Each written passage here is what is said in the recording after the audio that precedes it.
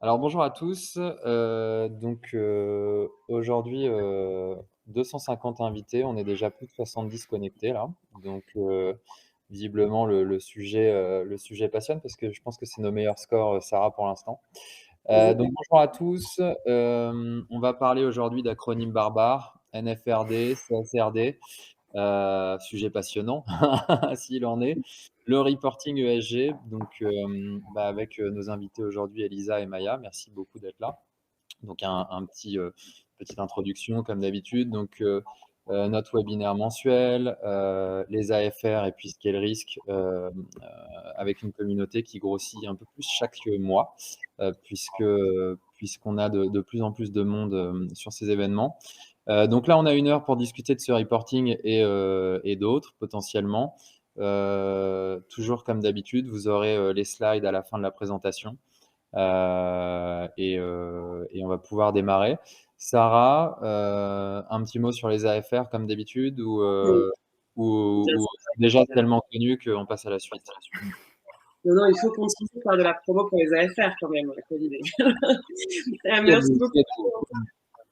Bienvenue à tous pour ce nouveau webinaire, donc effectivement organisé à la fois par Scalrisk, qui est représenté par Hugo, et moi-même, qui représente les acteurs de la finance responsable, une asso qui compte aujourd'hui près de 350 personnes. On est de plus en plus nombreux pour discuter de toutes ces thématiques, pouvoir avancer sur les sujets de reporting, de finance durable, bosser avec les émetteurs, avec tous les intermédiaires qui permettent de traiter cette donnée extra-financière et échanger aussi sur les réglementations. Et on est accompagné aujourd'hui de 2 personnes, Maëva et Elisa, qui sont avec nous aujourd'hui.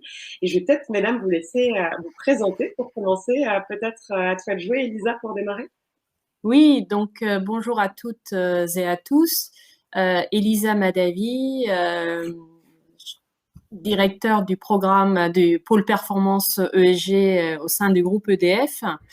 J'ai un parcours plutôt, on va dire, en 2 temps forts. Le premier temps, c'était plutôt dans les cabinets de conseil en stratégie opérationnelle et transformation avant de rejoindre le groupe EDF, dans lequel j'ai évolué jusqu'ici dans de la filière finance et gestion. Donc, je suis une financière et j'ai rejoint les équipes de développement durable il y a 2 ans lors de la création en fait du pôle performance ESG.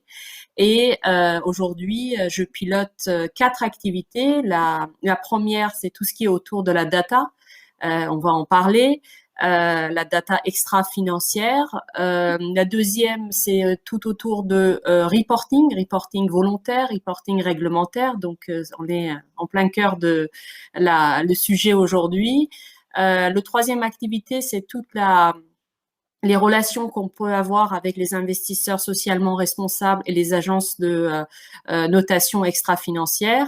Et quatrième, c'est tous les outils du financement durable et responsable, sustainable financing, que le groupe EDF met en place, que ça soit autour de social bond, green bond et c'est une des activités de mon équipe de coordonner avec la direction financière le reporting, les indicateurs de performance qui font que on a de plus en plus de crédits, que ce soit les lignes de crédit qui sont indexées ESG ou d'autres financements tels que social bond et les obligations vertes.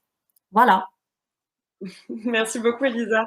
Super parcours. On va avoir du coup plein de choses à se raconter sur ces thématiques qui, je pense, vont intéresser nos amis financiers qui ont rarement l'occasion de discuter avec les émetteurs. En tout cas, dans nos webinaires, on a un peu de mal à les inviter. On n'en a pas beaucoup qui veulent bien venir. C'est parfois un peu un défi parce que c'est un autre monde finalement. On est des 2 côtés, donc c'est hyper intéressant pour nous d'avoir un émetteur qui va nous en parler, nous raconter à quel point ça peut être parfois simple, parfois compliqué. Donc, c'est top. Merci beaucoup. Et du coup, cette fois-ci, parole à un intermédiaire, en tout cas un fournisseur de données et pas que, avec Maya qui va nous dire un mot. Maya, on t'écoute. Bonjour, donc moi je m'appelle Maya Godmer, je travaille chez Bloomberg Nef. Bloomberg Nef, c'est le pôle de recherche, un des 2 pôles de recherche de Bloomberg. Donc on a un pôle de recherche qui s'appelle Bloomberg Intelligence, qui est un peu comme de la recherche sell-side. Et Bloomberg Nef, ça existe depuis à peu près, je crois, une quinzaine d'années. Ça a été racheté par Bloomberg il y a à peu près 10 ans. Et en gros, c'est un pôle de recherche sur la transition énergétique et ce que ça signifie pour les différentes industries, ce que ça signifie pour le secteur de l'énergie, voilà, en gros, la digitalisation, tout ça. Et moi, je suis chercheuse dans l'équipe finance durable.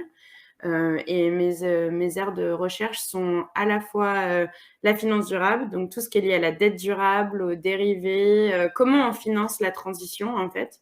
Donc c'est assez proche de ce que Elisa a expliqué sur la partie au niveau du corporate, comment ils émettent leur dette durable, enfin ce genre de choses, et font le reporting là-dessus. Après, j'ai un pôle de recherche qui est plutôt sur la finance de transition. Donc vraiment regarder tout ce qui n'est pas vert, mais qui a un impact environnemental, qui est là pour décarboner les industries lourdes. Et mon troisième pôle de recherche, c'est sur les régulations. Donc c'est pour ça que je suis là aujourd'hui. J'écris et j'explique comment implémenter les différentes régulations, leur impact sur les marchés, ce que ça signifie pour les émetteurs et pour les investisseurs et les prêteurs, les instituts de crédit, ce genre de choses. Et je fais aussi partie je suis Sherpa à la plateforme sur la finance durable, qui est du coup le groupe d'experts mis en place par la Commission européenne. J'ai beaucoup travaillé sur la taxonomie en particulier. Et maintenant, on travaille un peu plus sur justement les intersectionnalités entre la taxonomie, CSRD, SFDR, enfin, tous les super beaux acronymes qu'on va utiliser aujourd'hui. J'espère qu'à un moment, on va les définir quand même. Mais voilà. Merci beaucoup, Maya. Donc, effectivement, on va parler beaucoup d'acronymes, mais on compte sur vous deux pour être le plus pédagogique possible afin qu'on ne perde personne. Mais rassurez-vous, de toute façon, si jamais il y a des questions, tous les participants peuvent les poser au fur et à mesure dans le chat. Et en deuxième partie d'échange, on va répondre à toutes ces questions-là. Donc voilà, n'hésitez pas s'il y a des gens qui perdent le fil à un moment. On est là pour vous aider, pour partir avec un maximum d'informations sur le sujet. Et d'ailleurs, donc parlons peut-être un instant de notre thème du jour, donc CSRD. Car comme vous le savez, tous les mois, on aborde un tas de thématiques réglementaires, data, marché, toujours plutôt côté institutions financières. Et l'idée de ce webinaire, c'était justement de discuter un petit peu plus de ce qui se passe côté émetteur, parce que c'est quand même les principaux intéressés. Et l'idée étant qu'on puisse comprendre les enjeux de chaque côté, travailler ensemble au mieux, se parler, comprendre les défis auxquels peuvent se confronter les émetteurs. Et c'est pour ça aujourd'hui qu'on fait ce webinaire, en particulier forcément sur ces questions de réglementation, puisque au-delà d'une nécessité de nous fournir des données à nous les investisseurs, eh bien aujourd'hui c'est une obligation réglementaire depuis les années 2010 en France et le Grenelle 2 en particulier, et forcément à l'Union européenne depuis la fameuse réglementation NFRD pour le coup. Et bien entendu, de ce fait-là, on sait qu'aujourd'hui, la plupart des grandes entreprises remplissent cette fois-ci des DPEF, des déclarations de performance extra-financière. Elles nous donnent de l'information, de la donnée, elles nous partagent leurs enjeux extra-financiers. Mais ces réglementations, elles ont maintenant quelques années, le marché évolue. L'Union européenne a fait beaucoup de choses ces dernières années et forcément, ça nécessite une petite mise à jour. Cette mise à jour, c'est le fameux CSRD dont on va parler aujourd'hui. Et je vais peut-être tout de suite laisser la parole à Maya, justement, pour que tu puisses un petit peu nous donner une vision d'ensemble, comment cette révision de l'FRD, qui va s'appeler CSRD, elle s'inscrit dans le cadre de la stratégie de l'Union européenne, du plan de finances durable, à quelle échéance, bref, que va-t-il se passer dans les grandes lignes, en tout cas, Maya? Je trouve que c'est des super questions parce que ça explique aussi qu'on est sur un plan complet au niveau de l'Union européenne. Il se passe beaucoup de choses. La première chose que je voulais expliquer un peu à tout le monde pendant le webinaire, c'est déjà comment ces régulations, elles sont développées au niveau européen en ce moment, qu'est-ce qu'on voit arriver. Et en fait, il s'avère que si on retourne quelques années en arrière, l'Union européenne a développé son plan d'action sur la finance durable pour pouvoir financer ce qu'ils appellent une croissance durable au niveau européen. Et du coup, ce qu'on a vu pour le moment, alors sur toute la gauche, c'est plutôt les régulations qui ont été mises en place et puis qui sont déjà en force. Donc, la taxonomie a été passée l'année dernière. On a les premiers reporting qui sont en train de se passer cette année sur l'éligibilité. Donc ça, c'est une vision qui est à la fois côté émetteur et à la fois côté investisseur et aussi institut de crédit. Parce qu'il ne faut pas oublier que les banques aussi doivent reporter leur éligibilité et leur alignement à la taxonomie. Il y a la partie SFDR, Sustainable Finance Disclosure Regulation, qui là regarde vraiment le risque lié au développement durable, au sustainability risk, donc quel est l'impact des investissements sur l'environnement, mais aussi de l'environnement sur les investissements. Donc ça, tout ça, pour le moment, c'est déjà mis en place. On n'a pas toutes les réponses à toutes les questions, mais c'est déjà bien en place. Les premiers reportings sont en train de se faire.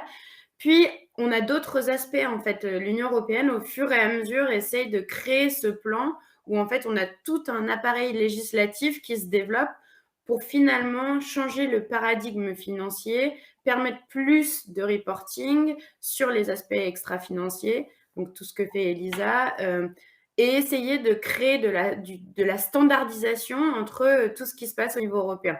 Donc, on a en plein développement le standard pour les obligations vertes, qui sera un standard européen. On a des benchmarks climatiques pour pouvoir permettre de benchmarker les portefeuilles. Et là, on a justement CSRD, Corporate Sustainability Reporting Directive, qui est en fait, alors pour remplacer la NFRD, mais la NFRD, elle forçait déjà les grandes entreprises européennes à faire du reporting extra-financier, mais pas d'une manière standardisée. C'était juste, il fallait reporter la performance extra-financière, mais quand on est un investisseur, les entreprises, elles reportaient de manière complètement différente. Donc, l'idée de la CSRD, j'ai mis les autres législations sur la droite juste pour que tout le monde puisse avoir accès une fois que vous aurez les slides. Mais si maintenant on se ressente un peu plus sur la CSRD, c'est quoi son but? Son but, c'est de réviser et de remplacer ce qui se passait au niveau de la NFRD. C'est aussi de s'assurer que les entreprises, elles font des reportings qui soient à la fois beaucoup plus au fait des besoins des investisseurs pour répondre aux autres demandes législatives. Les investisseurs, ils doivent reporter la taxonomie, ils doivent reporter sous SFDR, donc ils ont un certain nombre d'indicateurs sur lesquels ils doivent eux-mêmes reporter leur performance extra-financière. Et du coup, la CSRD veut développer les outils qui permettent de faire ça. Donc, ça, c'est les ambitions de cette nouvelle régulation, enfin, de cette nouvelle directive, parce qu'on va en parler un peu plus tard après. Ce n'est pas une régulation européenne, c'est une directive européenne, et c'est un détail qui est important. Sur l'autre aspect de l'ambition de CSRD, c'est qu'elle augmente le périmètre des entreprises qui doivent faire ce reporting. Sur NFRD, on était sur plusieurs milliers d'entreprises qui tombaient dans le scope de la NFRD. Là, on est en train de faire grandir le nombre d'entreprises qui doivent reporter. On n'est plus seulement sur les entreprises listées. Il y a un certain nombre de critères aussi, on en parlera, qui rentrent en jeu. Mais ça pourrait faire augmenter le nombre de reporting de quelques milliers à 50 000 entreprises, pas seulement européennes, mais aussi toutes les entreprises qui vendent, qui ont des opérations sur le lieu européen ou qui sont listées en Europe. Donc ça aussi, c'est un grand changement.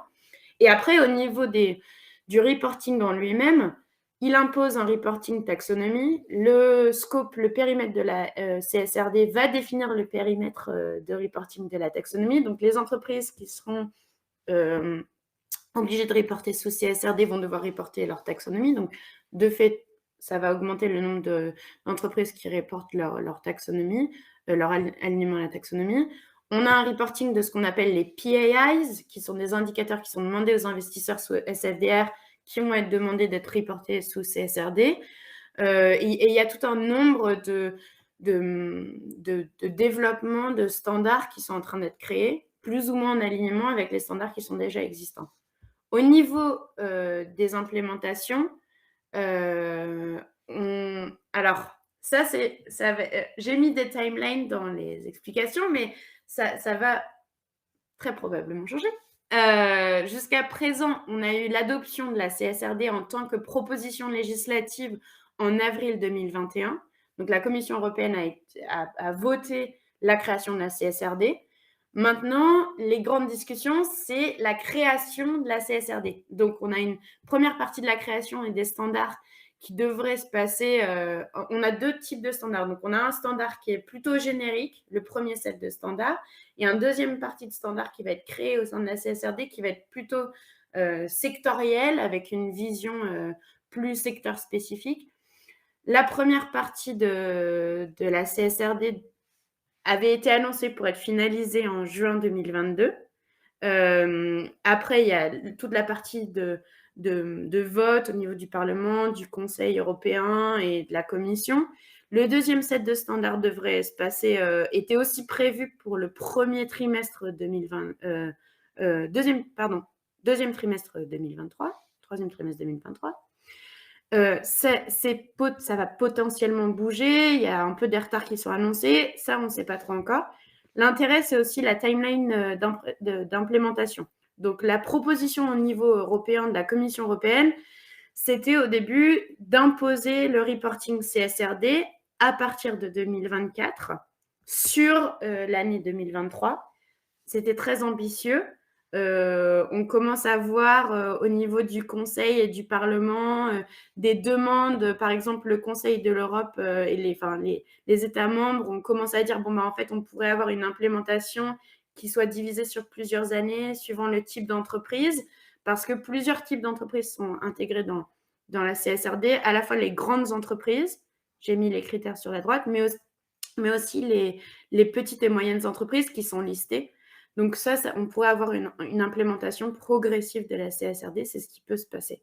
Donc voilà, pour donner un état d'esprit, j'ai pas envie de rentrer dans les détails, on verra si on a des questions, je veux faire attention au temps, mais voilà en gros où on en est pour le moment.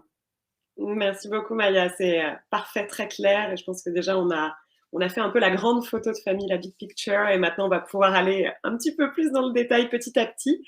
Et justement, Elisa, comment on fait quand on est une grande entreprise comme EDF pour se préparer à ces évolutions réglementaires? Quel regard vous portez sur toutes ces évolutions? Est-ce que vous y participez? Est-ce que vous regardez simplement? Quelles sont vos attentes peut-être aussi? Comment ça se passe en interne?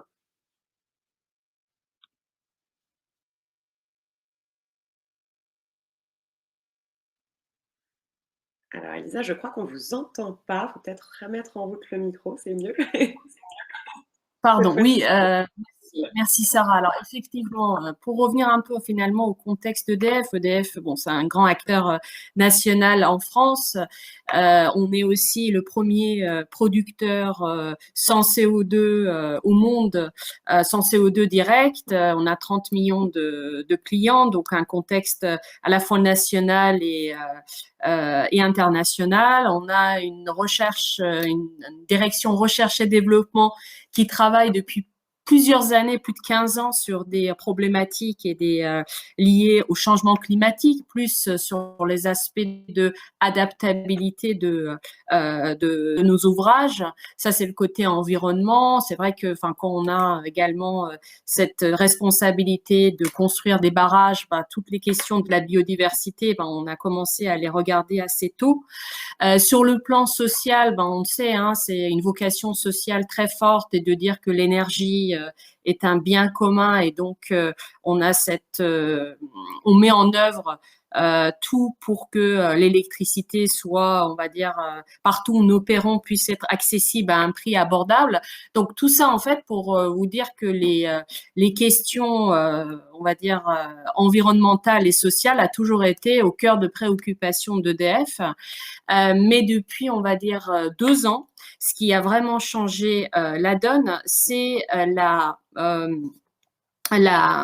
vote de notre raison d'être à l'AG de 2019,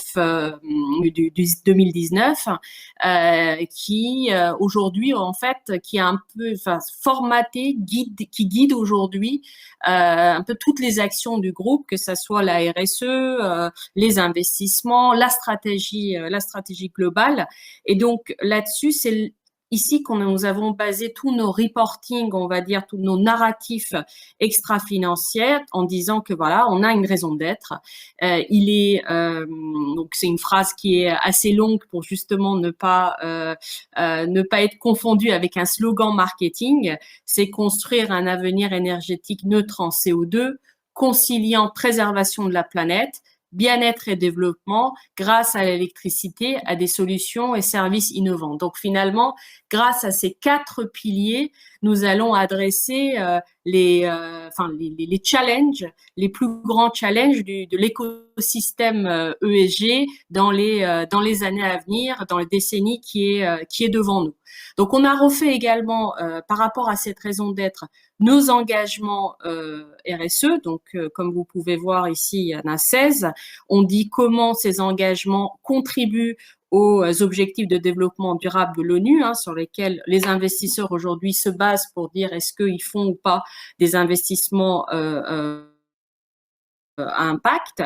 Et ce qu'on a fait également, c'est qu'on a un socle sur lequel nous reportons tous les ans, et sur ce socle, on dit qu'il faut bâtir des données fiables. Cette donnée, on en a parlé, un des objectifs de standardisation est de rendre finalement la data ESG, la data extra-financière, fiable, standardisée et homogène. Et donc nous, on a déjà commencé en fait ce travail en mettant en place ça soit au niveau de compétences ou au niveau des fonctions similaires à ce qu'on fait en finance pour la consolidation de toutes les données. Donc, quand on dit culture, mettre la culture de la donnée au centre de la conduite du changement qu'on a mené auprès de nos entités, faire en sorte que via un controlling, la donnée soit de plus en plus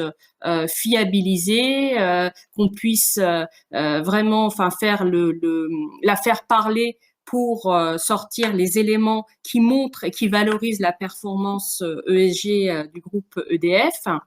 Et finalement, ce qu'on a dit, c'est que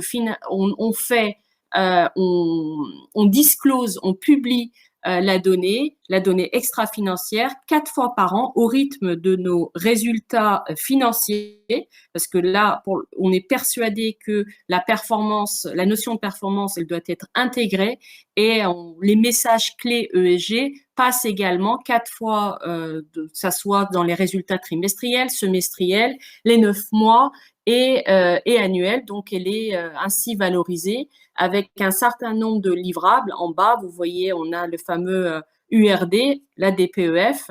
Je vais le détailler plus loin. Et puis, ce qu'on a mis en place également, c'est ce qu'on appelle PAC ESG. Ce sont toutes les données aujourd'hui demandées après, on va dire, une dizaine d'années de feedback par les investisseurs, par les agences de notation qu'on a mis en catégorie E, S et G, et qui sont bien sûr publiques et téléchargeables sur notre site internet. Donc là, on a pareil, je rappelle ce que Maya a dit, c'est qu'aujourd'hui, comme il n'y a pas de standardisation, les entreprises elles sont obligées en fait d'inventer leurs propres indicateurs. Et nous, on pense aussi que l'indicateur de performance doit être quantifié. Il y a évidemment des évaluations qualitatives, mais ce qui compte, ce sont des évaluations quantitatives. Et ce qu'on a mis en place depuis 1 an, c'est de rendre compte de ces engagements RSE avec des indicateurs quantitatifs qui sont mesurés, audités chaque année et publiés dans nos documents de référence. Enfin, sur le plan reporting réglementaire, et ce qu'on fait également, c'est que comme il n'y a pas de standard aujourd'hui, on essaye de nous aligner sur les meilleurs standards du marché qui sont aujourd'hui en fait des référentiels tels que SOSBI, tels que TCFD, qui est plutôt un reporting sur le climat, et GRI, et on démontre, parce que c'est aussi une demande des investisseurs, de montrer les alignements de nos différents parties de reporting par rapport à ces référentiels-là. Et comme c'est assez difficile parce qu'on peut pas faire autant de reporting que ce que ces référentiels demandent, ce qu'on fait en général, c'est que dans notre fameuse DPEF, on fait des tables de correspondance pour montrer à nos parties prenantes où sont les éléments qui démontrent que nous sommes alignés avec ces références.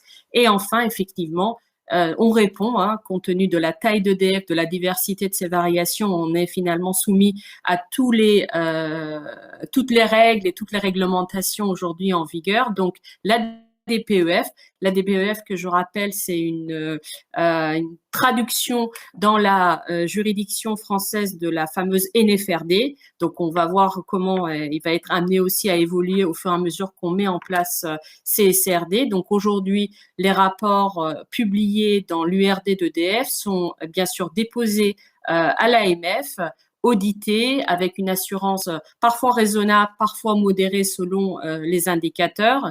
Et donc, on est bien placé, on va dire, pour commencer les CSRD parce que, enfin, quand je dis on, c'est les entreprises françaises parce que à l'époque où le fameux non-financial reporting disclosure a été suggéré au niveau européen, la France a choisi les options les plus exigeantes telles que la double matérialité, telles que la vérification.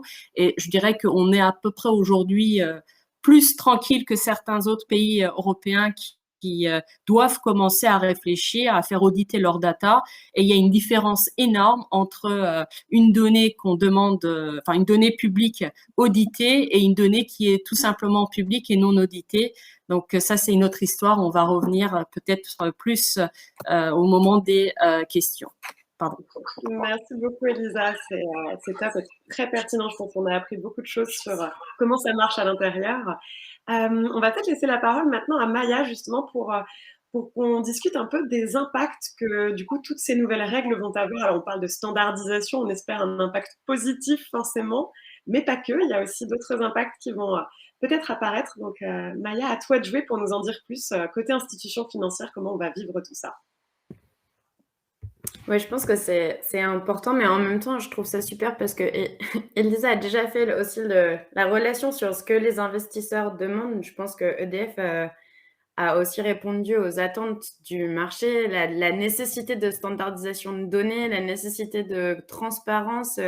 Je pense que CSRD, ce que ça met en avant aussi, c'est de montrer que les acteurs financiers ont autant besoin maintenant de données extra-financières que de données financières finalement.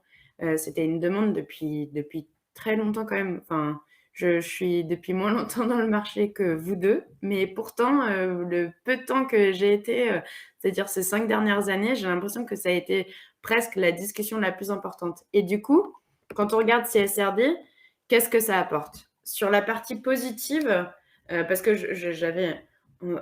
j'avais quand même envie de donner aussi une vision des principales lacunes de CSRD pour le moment, mais sur les parties positives, déjà, c'est ça, c'est que ça répond à cette demande de données standardisées, ça soutient les investisseurs pour permettre de créer des stratégies autour de la finance durable. Ça fait des années qu'on dit, bon, ben voilà, il faut valoriser le risque climatique, il faut pricer les externalités positives et négatives des entreprises. Le problème, c'est que ça, pour les financiers, c'est impossible si la donnée n'existe pas. Et si la donnée n'est pas comparable entre une entreprise et une autre. Parce que le vrai problème, c'est que même si, par exemple, sous la NFRD, il fallait reporter le carbone, l'impact carbone. J'utilise des termes très, très génériques on purpose, quoi, par principe, parce que justement, c'était des termes très génériques.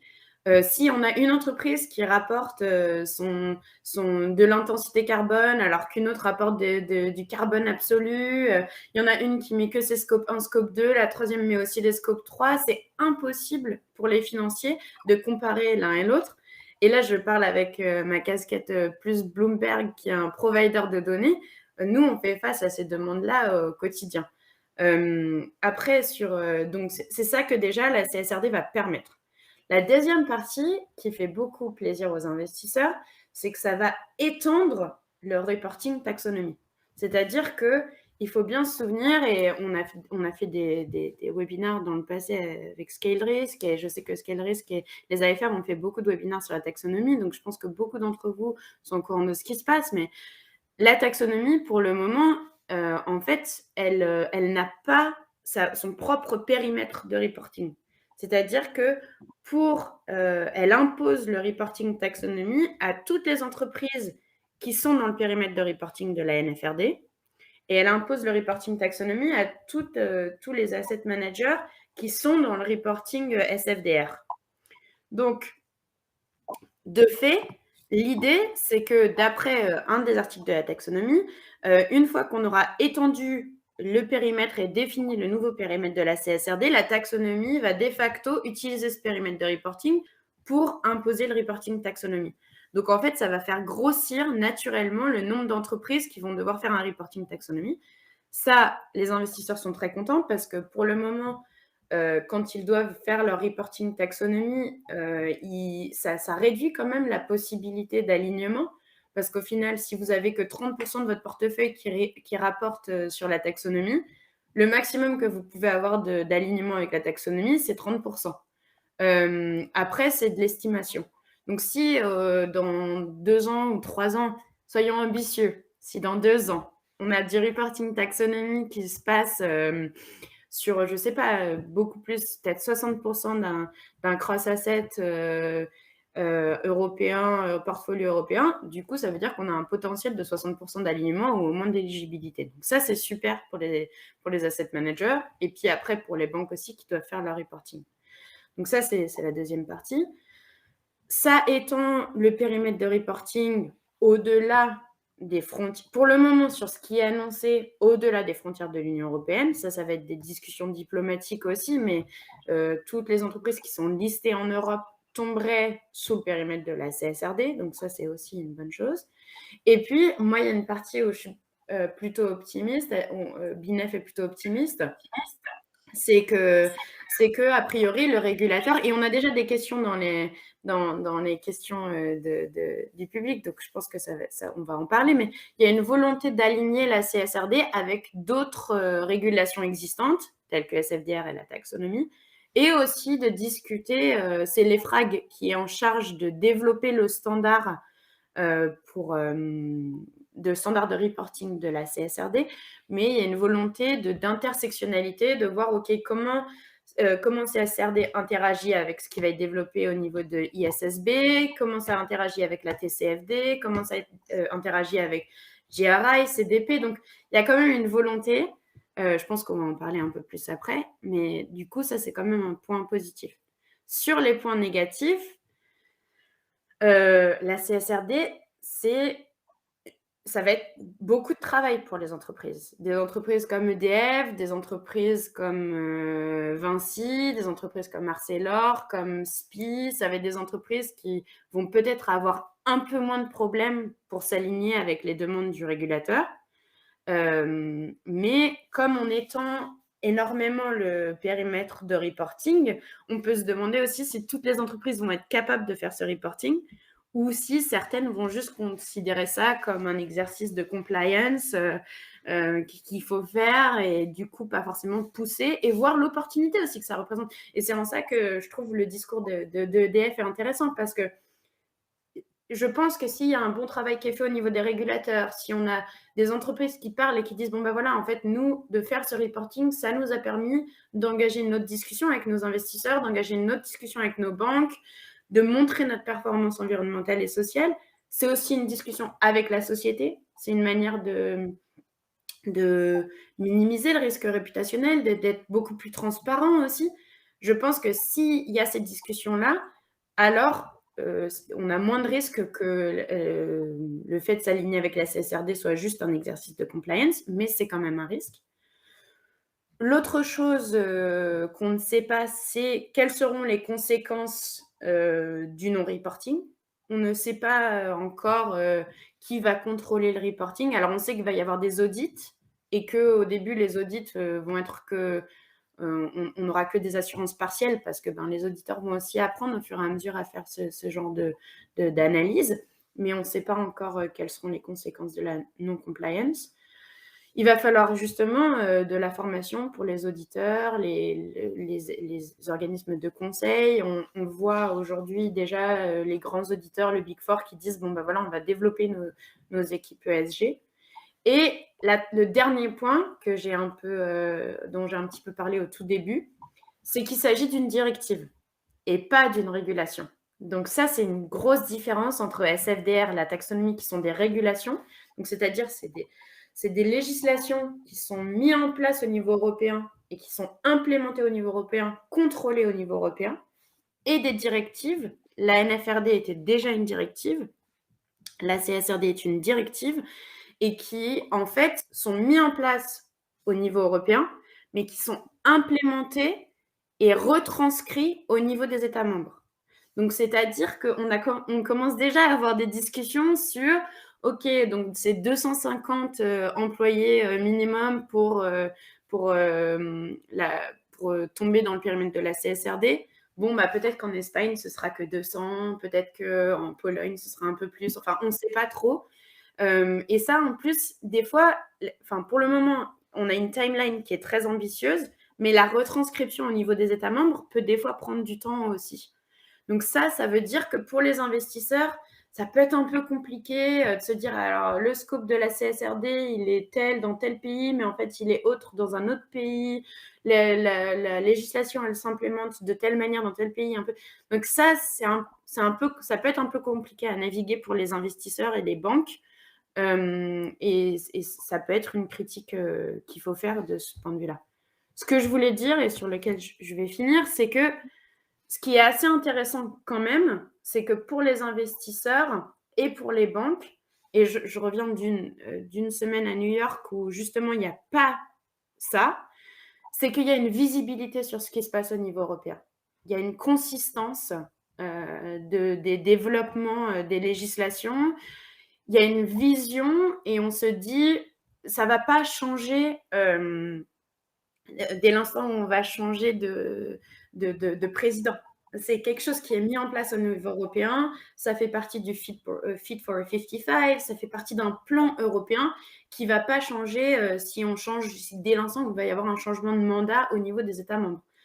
Et ça fait partie de tout un écosystème de régulation sur la finance durable. Et ça permet à l'industrie financière d'avoir une vision d'adaptation à court, moyen et long terme sur comment le paradigme financier va changer. Il y a eu la taxonomie, et c'est imparfait, évidemment. Il y a des choses qu'on va faire évoluer. Que les Européens, c'est des idéalistes. On cherche à mettre en place la chose idéale, et puis après, on ajuste au fur et à mesure. Mais il y a quand même une consistance qui est appréciable, je pense, au niveau des financiers. Donc voilà, là j'ai mis sur cette slide, après comme par ailleurs vous aurez les slides, tout ce qui est un petit peu développé au niveau européen, mais ça permet d'avoir de la visibilité, de la transparence pour les acteurs financiers, et en gros ça crée de la confiance au niveau financier, que par exemple la finance durable, c'est quelque chose de réel, c'est pas seulement une tendance de marché, c'est quelque chose qui s'instaure et qui va grossir au fur et à mesure des années.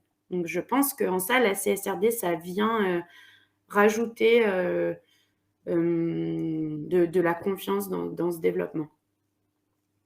Merci beaucoup, Maya. Ça se termine sur un message très positif. Donc, idéaliste, on apprécie en tant qu'Européens de se faire traiter d'idéaliste. Allez, pourquoi pas. Non, c'est très positif et effectivement, il y a un vrai sujet. On est sur une tendance de fond et pas un marché à la mode. Et c'est une très bonne nouvelle, je pense, pour les gens et pour la planète, on va le dire comme ça. Peut-être on va faire une dernière question rapide pour toi, Elisa, et ensuite on va attaquer les questions parce qu'il y en a pas mal. Quel conseil tu donnerais à un professionnel, justement, une entreprise qui n'était pas, qui était en dessous des seuils avant, qui va doucement tomber dans cette réglementation et qui s'est pas encore mis en route, tout simplement? Par où on commence quand on est un émetteur et qu'on a besoin de faire les premiers pas et comment ça se passe? Voilà, le bon conseil de l'experte finalement dans ces cas-là. Alors, oui, on a vu, hein, Maya a très bien décrit le fait que aujourd'hui, on est sur 11 000 entreprises et on va aller jusqu'à 50 000 entreprises en Europe. Donc, forcément, il y a beaucoup de TI, beaucoup de PME qui vont devoir reporter. Alors, je signale que parmi les entreprises, en tout cas les PME, les ETI, d'autres entreprises françaises qui sont pas soumises à la DPEF, aujourd'hui, il y a quand même énormément de reporting volontaire qui existe sur le marché. Il y a même des entreprises qui font même auditer leur rapport RSE. Donc, il y a cette volonté de communiquer avec les différentes parties prenantes qui existent au-delà de la conformité qui va exiger un périmètre plus grand. Après, ce que j'ai envie de dire, en fait, c'est un peu peut-être en décalage avec le côté régulation, c'est de dire finalement, on a le choix hein, de voir est-ce que la RSE pour une entreprise, est-ce que c'est on va dire un outil de compliance en plus, ou alors ça va faire que elle va apporter un vrai changement de paradigme, une vraie opportunité commerciale de business development, parce que c'est là, enfin, quand on fait, moi j'ai la conviction très forte que quand on fait les choses pour la conformité, pour être compliant, soit on le fait pas, et quand on le fait mal en fait. Donc ça peut pas être une fin en soi. Et l'idée, ça serait vraiment de dire finalement l'essentiel est toujours avant l'évident. Il est évident que oui, pour se préparer, on a quelques années devant nous. Il faut anticiper, il faut aller lire et avoir les compétences pour lire les textes de la Commission européenne. Ils sont denses, ils sont facile, pas très facile à interpréter. Voilà, ça, c'est évident. On a en France la plateforme gouvernementale qui s'appelle la plateforme Impact, où il y a 46 jeux d'indicateurs ESG. Et je pense que finalement, c'est pas mal de commencer de dire est-ce que finalement, pour une entreprise qui n'a rien fait jusqu'ici ou qui n'a rien, est-ce que j'ai cette donnée-là quelque part dans mes entités au sein de corporate? Donc, tout ça, il faut le faire, évidemment. Mais l'essentiel, ça reste que il faut voir si au plus haut niveau de l'entreprise, on est persuadé, la gouvernance est persuadée que la RSE en fait va apporter quelque chose, va être un élément différenciant et un élément de performance intégré. Je pense que finalement, une fois qu'on a ça, une fois qu'on a ce socle fiable, on peut effectivement après regarder les données, les faire auditer, prendre peut-être des prestations pour commencer un reporting peut-être au début simplifié et puis être prêt au 2025-26 quand il y aura des textes beaucoup plus, on va dire, précis de la Commission européenne. Mais l'idée, en fait, reste que la RSE puisse être pour une entreprise un élément qui va qui va changer, en fait, un change maker dans le business de l'entreprise. Merci beaucoup Elisa, c'est parfait. Effectivement, un vrai conseil très opérationnel finalement. Commençons avec les indicateurs impact et ensuite petit à petit, on se met en route et on engage surtout au maximum les directions parce que voilà, c'est pas esthétique ou compliance, c'est un changement de paradigme plus profond et dans un univers voilà, où ça va devenir la norme demain, il faut s'y mettre petit à petit. Merci beaucoup. Peut-être Hugo, je vais te laisser la parole maintenant pour qu'on attaque un petit peu les questions. Il y en a beaucoup, on a 15 minutes devant nous, on va déborder peut-être un petit peu, mais on va faire au mieux pour répondre à tout le monde. Donc Hugo, à toi de jouer pour les questions. Il y en a beaucoup et il y en a une au préalable que je voudrais te poser, Maya, qui est une question en fait pratique. Parce que là, je vous écoutais, je me mettais à la place de mes clients et du marché. Et je me dis, OK, je veux me lancer, je suis asset manager, je veux me lancer sur cette nouvelle norme. Est-ce que les fournisseurs de données ont déjà des packages disponibles sur CSRD? Oui, non. Et la deuxième question, en fait, c'est aujourd'hui, pour être compliant avec les reporting article 8, les PAI, la taxo, etc., tous les fournisseurs de données ont grosso modo une ligne de produits ESG et une ligne de produits taxo. Est-ce que vous anticipez de fondre un peu ces offres et d'intégrer les données CSRD ou d'utiliser dans les données ESG, enfin de fusionner les deux? Parce que, en fait, moi, je me mets à la place de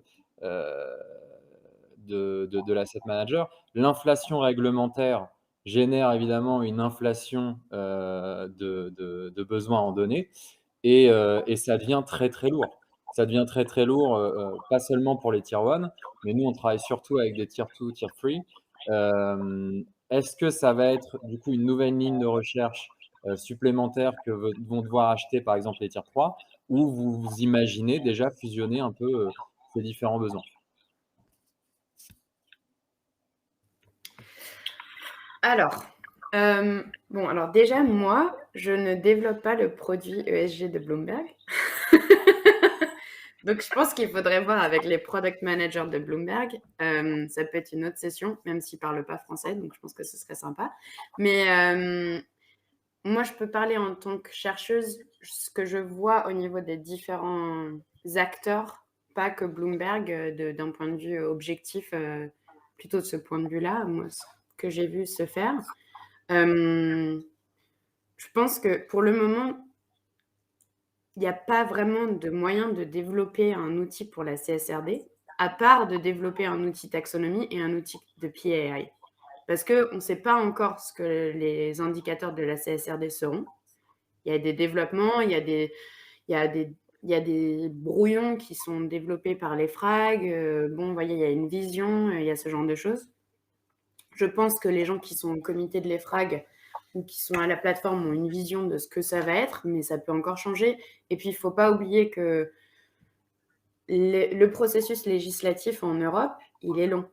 Et il implique beaucoup d'acteurs. Et on l'a vu avec la taxonomie. Il faut que ce soit voté au niveau de la Commission, il faut que ce soit voté au niveau du Parlement, il faut que ce soit voté au niveau du Conseil. Donc, tout ça, ça prend du temps. Et à tous les moments, ça peut tomber à l'eau. Again, on l'a vu avec la taxonomie, on l'a vu avec l'intégration du gaz et du nucléaire. On peut avoir des gros chamboulements de situation. Donc ça, c'est la première chose. Je pense que moi, ce que j'ai vu d'un point de vue des providers de données, c'est qu'il y a une volonté d'aligner, en effet, la taxonomie, c'est une chose seule. Les PAI, si on a vraiment un mapping des PAI au niveau des entreprises, ce qui est en train de se passer, je pense qu'on voit quand même pas mal de providers de données le faire. Si vraiment le CSRD demande le reporting des PAI, ça marche et c'est le genre de choses qui vont se faire. Après, pour le moment, je n'ai pas encore vu personnellement de package CSRD, SFDR, taxonomie, mais parce qu'on ne sait pas encore ce que la CSRD demandera, pour être honnête. Donc, je pense que ça va se développer au fur et à mesure. Merci beaucoup, Maya, pour ça. Et du coup, oui, pardon, Elisita. Oui, j'ai peut-être juste complété par rapport à, c'est vrai, on n'a pas encore vu, il n'y a même pas eu encore de consultation, on l'attend, c'est une question d'heure apparemment, pour le CSRD, il y a 3 semaines, IFRS a sorti sa consultation, donc CSRD ne va pas tarder non plus.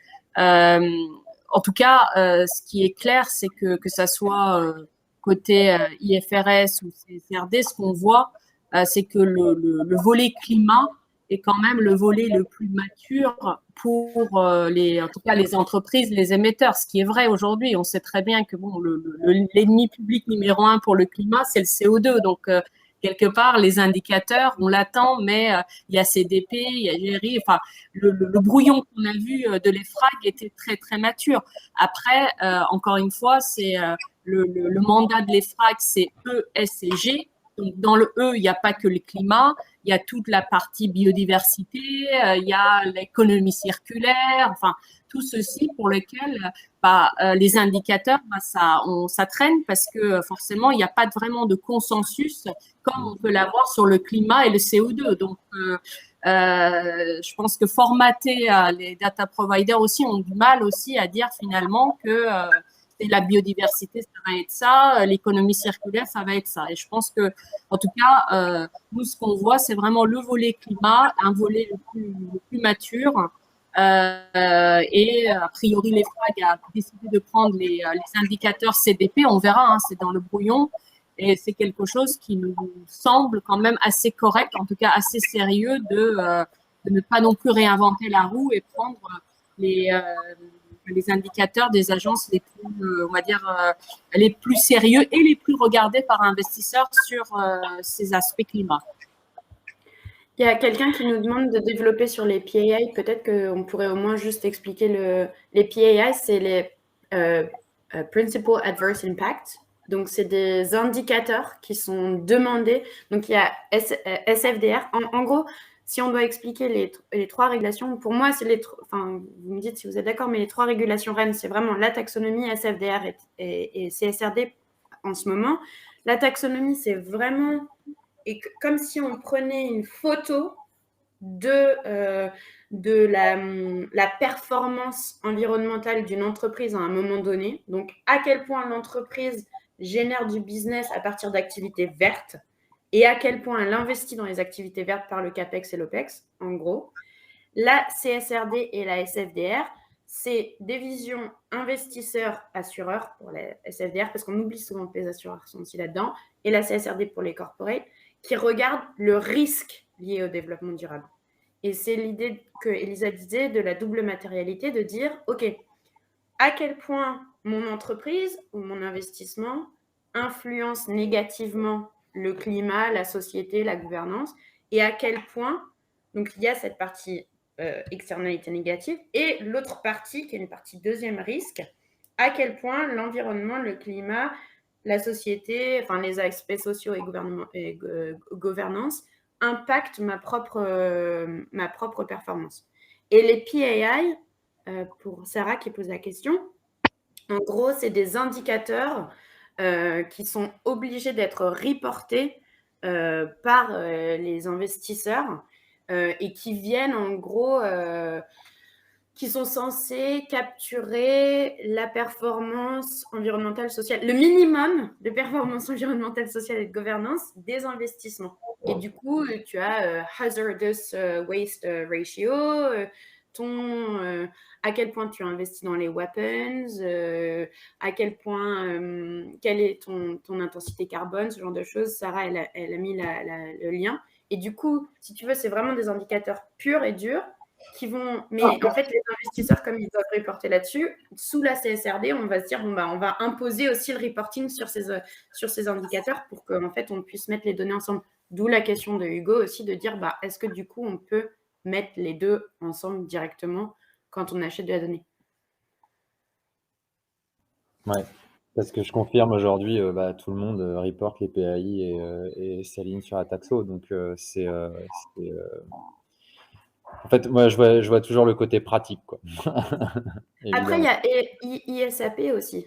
Je ne l'ai pas mis parce que je ne voulais pas rentrer dans le détail, mais normalement, ce qui va se passer, c'est que toute la donnée qui est capturée sous SFDR et sous CSRD, et puis la donnée de taxonomie, est supposée être créée d'une manière qui soit machine readable, donc qui puisse être ingérée facilement, et qui devrait finir sur une plateforme publique européenne de données.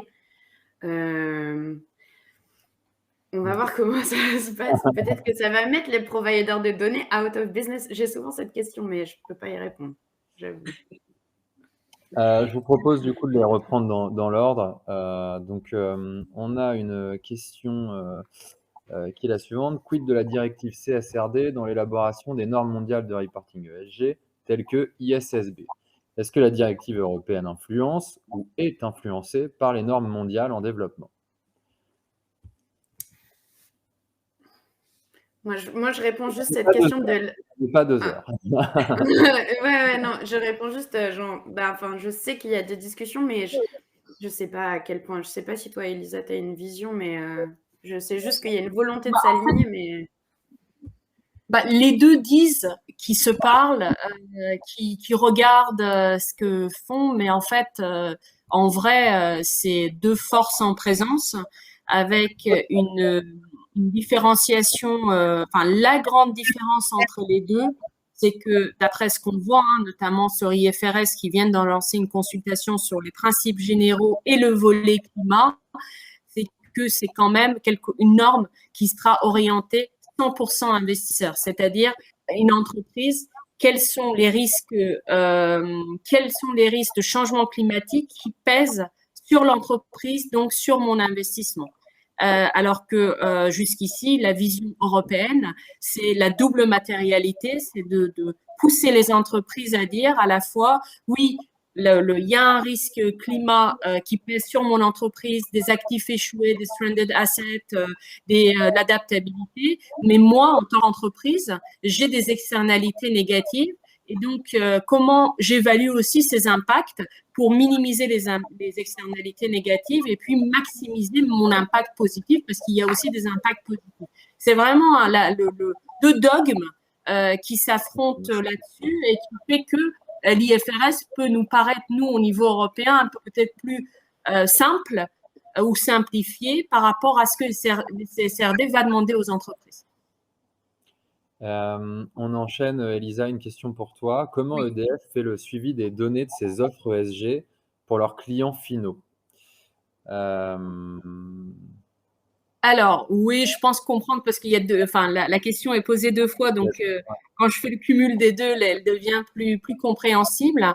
En fait, alors, il y a deux choses. C'est de dire finalement ce que cherche un client final, que ce soit plutôt on va dire résidentiel, un grand compte, c'est de l'énergie, enfin l'électricité bas carbone, parce que les clients eux-mêmes sont, on va dire, sont redevables à leurs parties prenantes, à leurs investisseurs pour dire finalement l'énergie consommée, est-ce qu'il est bas carbone ou pas. Et donc là-dessus, on a effectivement un avantage compétitif de dire qu'il y a 91% de notre électricité vendue qui est sans CO2 et en France, ce chiffre va jusqu'à 97% parce que, comme vous pouvez voir, enfin le nucléaire et les renouvelables sont très présents dans le mix énergétique au niveau France et puis bien sûr EDF qui est un acteur majeur. Après, ça, c'est une fois qu'on a dit le côté climat, sur tout ce qui est aspect, on va dire, S élargi ou même biodiversité, les devoirs de vigilance, les achats responsables, les développements responsables, les droits humains. On a en fait aujourd'hui une plateforme, un organisme qui s'appelle EcoVadis, qui est sur lequel nous sommes inscrits parce que en fait c'est à la demande de tous nos clients, les grands comptes, qui demandent à ce que ça soit dans nos appels d'offres, qu'au niveau prospect, au niveau renouvellement de l'offre, on puisse montrer notre analyse et notre score EcoVadis. Et donc là-dessus, on a un très bon score. On fait partie des 1% meilleures entreprises sur les aspects E, S et G. Et bien sûr, il faut apporter la preuve de tout ce qu'on dit, donc les documents publics, le rapport des auditeurs. Et ça, c'est une exigence forte de la part des grands comptes aujourd'hui qui cherchent à avoir un partenariat durable avec EDF. Merci Elisa. On enchaîne avec une question de Aude. L'obligation de publication du bilan carbone est-elle une spécificité française? Est-ce le même scope d'entreprise que pour la DPEF? Qui va ou... Non, vas-y. Moi, je peux parler au niveau international, mais la DPEF, je ne sais pas. Alors, ce qui est au niveau national, ce qui est obligatoire, c'est le scope 1 et le scope 2. Et hautement recommandé, c'est le scope 3. Donc aujourd'hui, il n'y a aucune obligation de faire le scope 3. Et même le bilan de carbone, nous, on le fait par rapport à vis-à-vis de nos parties prenantes et on veut que ça soit tous les ans. Donc on fait le scope 1, le scope 2, le scope 3. Mais de mémoire, en France, il y a le bilan de carbone est obligatoire que tous les 4 ans. Si on prend vraiment le côté strict réglementaire. Et je trouve ça, alors là pour le coup, c'est très dommage. C'est vraiment pour nous l'angle mort qui doit plus être l'angle mort, c'est le scope 3, parce que aujourd'hui, si on veut atteindre la neutralité carbone au niveau national, au niveau de l'entreprise, c'est les scope 3. Enfin nous par exemple, c'est notre scope 3 hein, qui est beaucoup plus émetteur que notre scope 1 et 2 qui est insignifiant. Et donc c'est en tout cas, sur le plan volontaire, on fait le scope 3, mais majoritairement, il n'y a pas eu de scope, on ne nous demande pas le scope 3. Et même SOSBI, je suis au niveau de board de SOSBI, ils demandent que le scope 1 et le scope 2.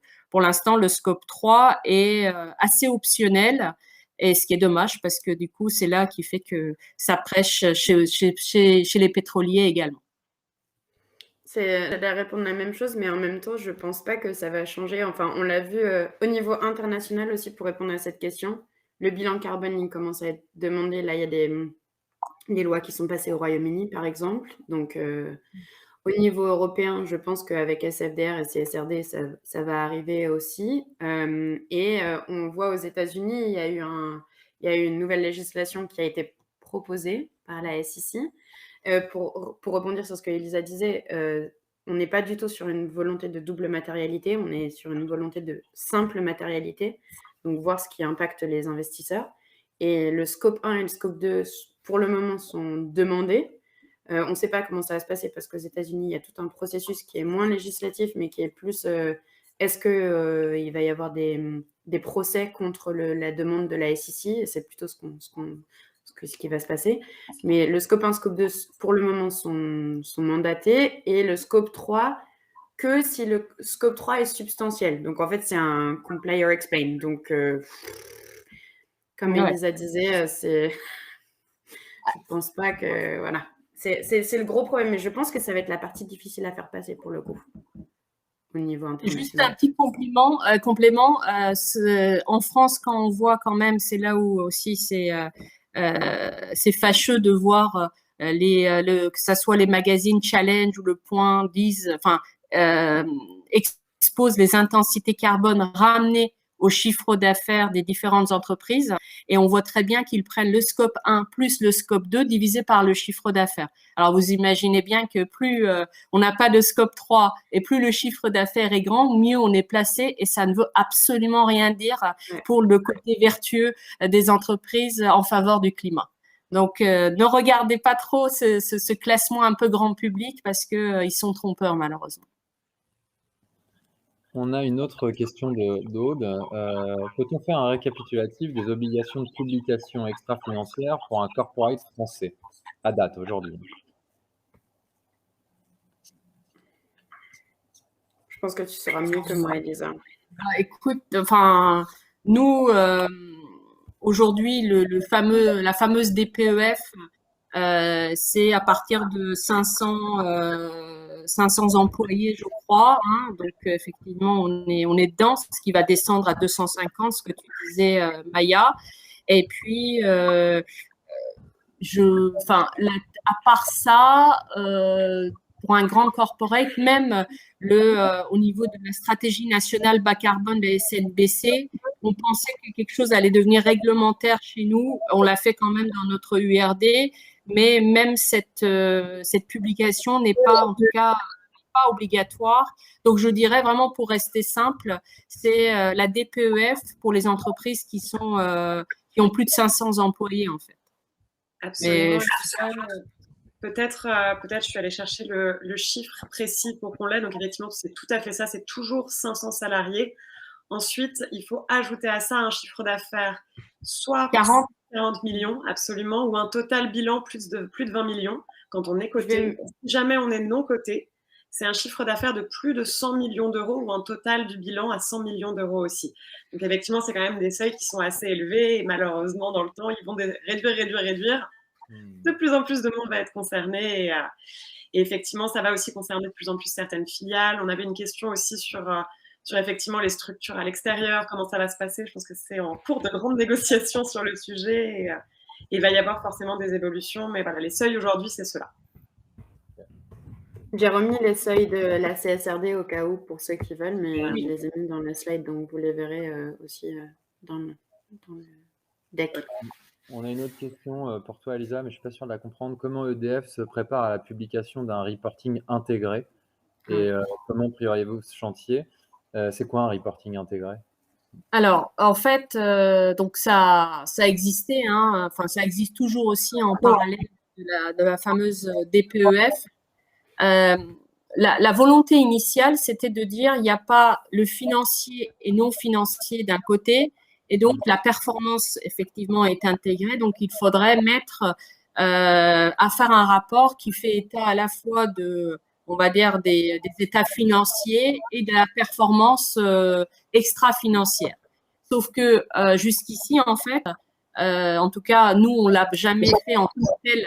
On mettait devant, au début de notre URD, les chiffres clés financiers, extra-financiers, et les autres entreprises, en fait, qui le faisaient jusqu'ici, sur la base de volontariat, encore une fois, c'était pas une vraie intégration, c'était une juxtaposition, en fait, des données financières et extra-financières, parce que jusqu'ici, il n'y avait vraiment pas de guide, de guidance par rapport à ça.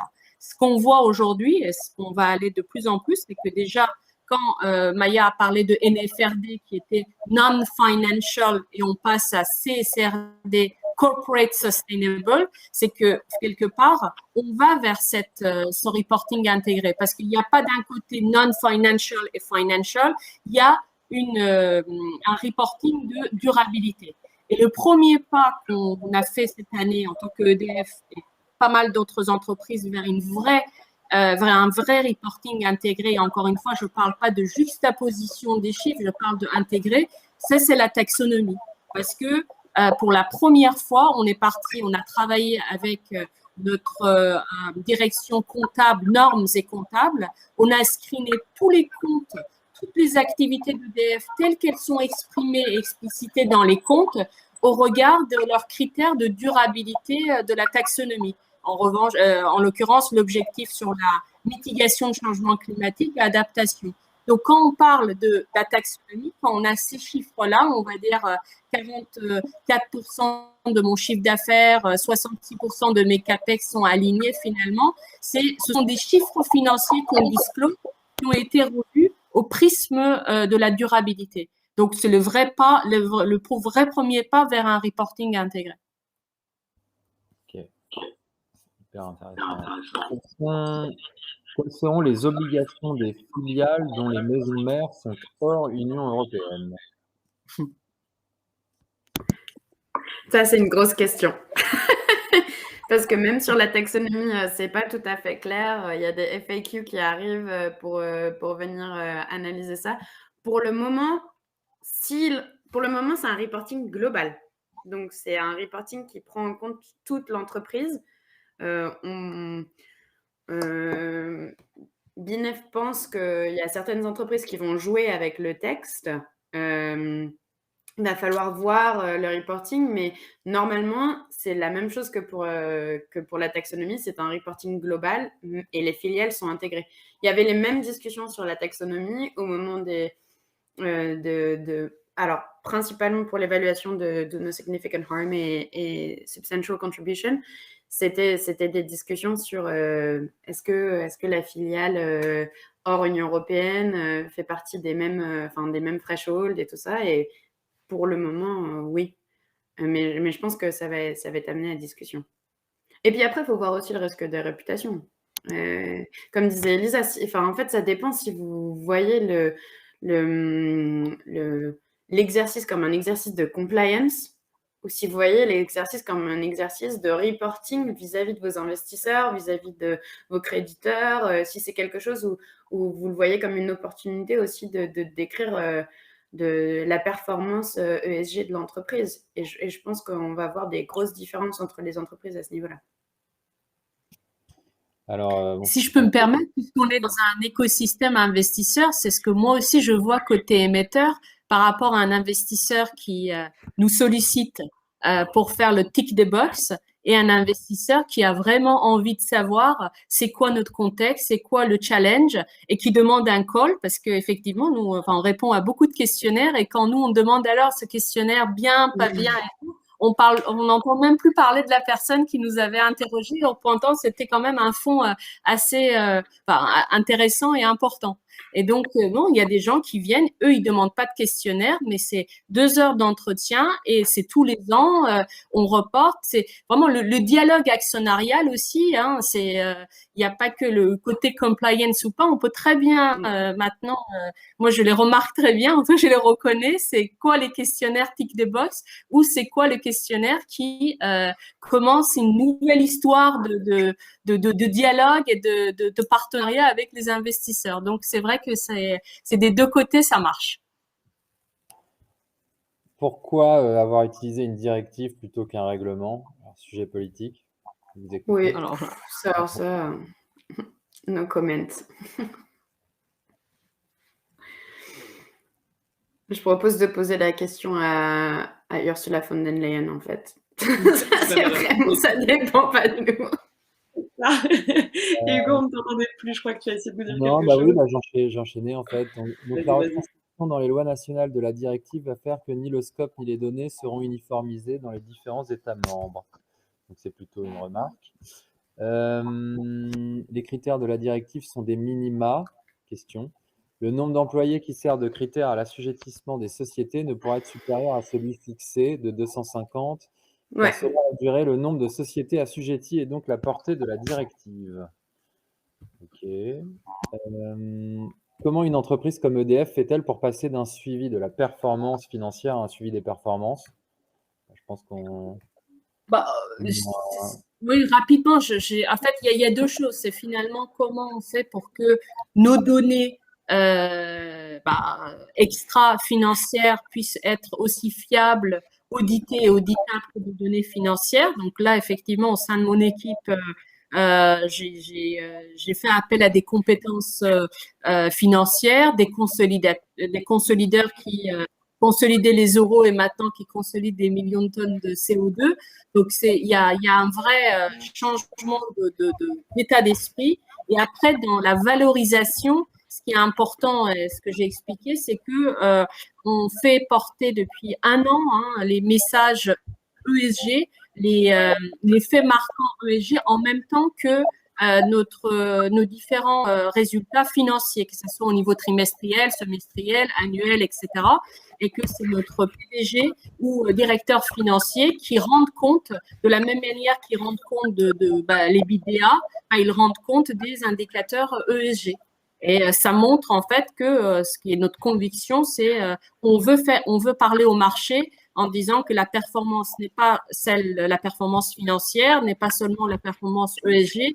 Donc, c'est cette vision intégrée qu'on prône à travers nos publications. C'est clair. J'ai une question polémique, amusante. La RSE devient-elle le nouveau politiquement correct?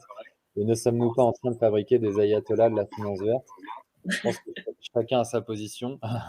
Non, mais peut-être un mot sur le sujet, Hugo. La première chose, c'est effectivement, il y a plein de buzzwords dans cette question. On va les prendre un par un. Politiquement correct, ça voudrait dire qu'on parle de morale. Je pense qu'aujourd'hui, la question, c'est pas de la morale, c'est de la gestion des risques. Donc effectivement, on peut avoir un point de vue, mais aujourd'hui, la raison pour laquelle on a des réglementations qui se mettent en œuvre, c'est pour répondre à des enjeux qui sont, eux, très objectifs. Le changement climatique, l'érosion de la biodiversité, la limitation des ressources naturelles et des capacités de la Terre à nous fournir pour qu'on puisse continuer de profiter. C'est très factuel et donc fatalement, oui, on en a besoin et oui, il faut le faire, mais par raison et pas par enjeu politique ou par débat écolo. C'est vraiment pas le sujet. Et le deuxième, c'est que Ayatollah, c'est encore très religieux, mais ça voudrait sûrement dire qu'on est en train de parler de façon de choses subjectives, de croyances.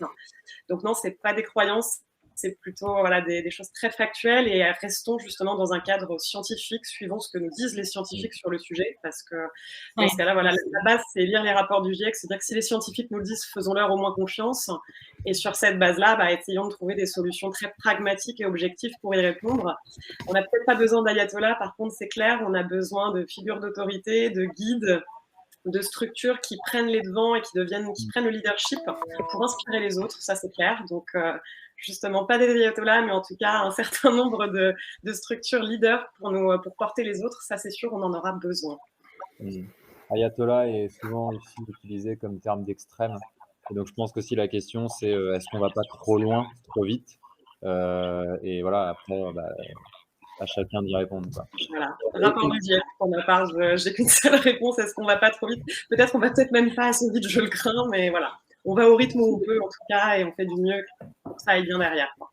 Alors, je pense qu'on va réussir à être exhaustif. Existe-t-il des tableaux de correspondance entre les différents frameworks ESG? Moi, en fait, nous, on en publie.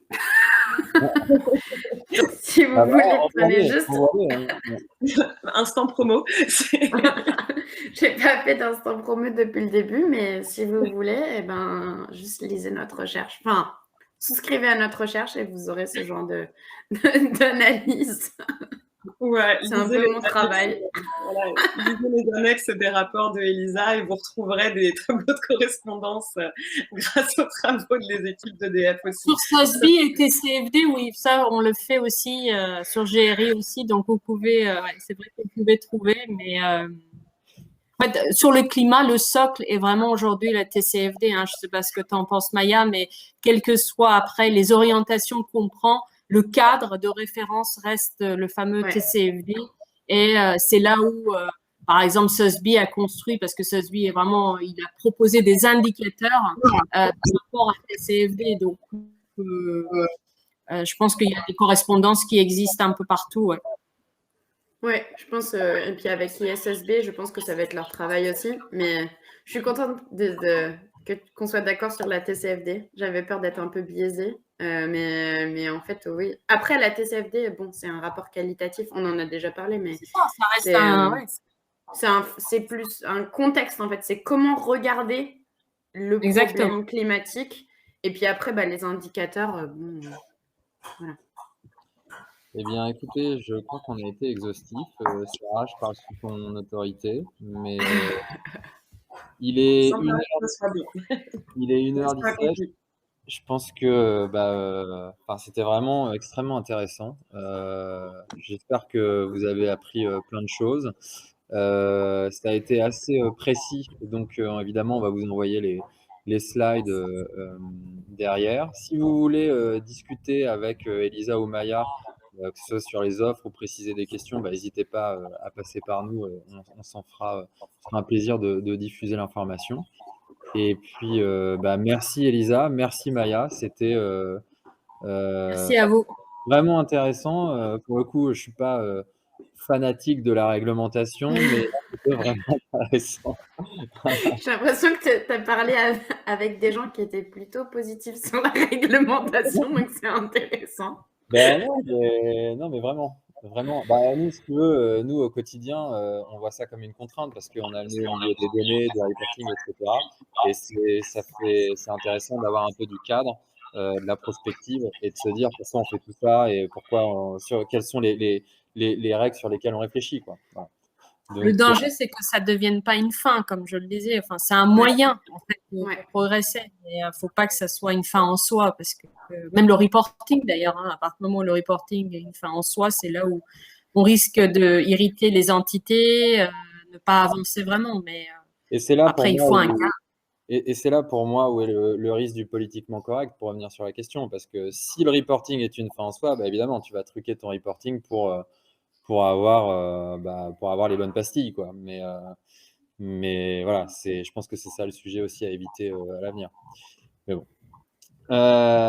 Merci beaucoup, Sarah, ou peut-être Elisa, Maya, vous vouliez ajouter quelque chose Peut-être un mot de la fin, il y a une dernière question et elle est pertinente. Effectivement, quel sera le thème du prochain webinaire? Une vraie question pragmatique. On se retrouve dans le courant du mois de mai. Ce sera un lundi, contrairement aux habitudes, du fait des différents ponts et des congés de chacun. Donc, ce sera le 3e lundi de mai de mémoire et on discutera avec une société de gestion et un fournisseur de données sur le marché des microcaps, donc les petites capitalisations, justement, toutes les petites structures. Quand on est un investisseur, comment on dialogue, comment on obtient de la donnée, de qualité idéalement, et comment on fait justement pour ne pas sortir du périmètre des sociétés qui, du fait de leur taille, reportent peut-être un petit peu moins que les grandes justement, et pour continuer de faire le pari d'investir à leur côté quand ça vaut le coup et quand les enjeux ESG sont au rendez-vous. Voilà la thématique du prochain rendez-vous. Et puis merci Elisa, Maya, ça a été un plaisir de vous accueillir toutes les deux. On a parlé réglementation et pourtant c'était optimiste, c'était plutôt clair. Je crois que tout le monde a compris.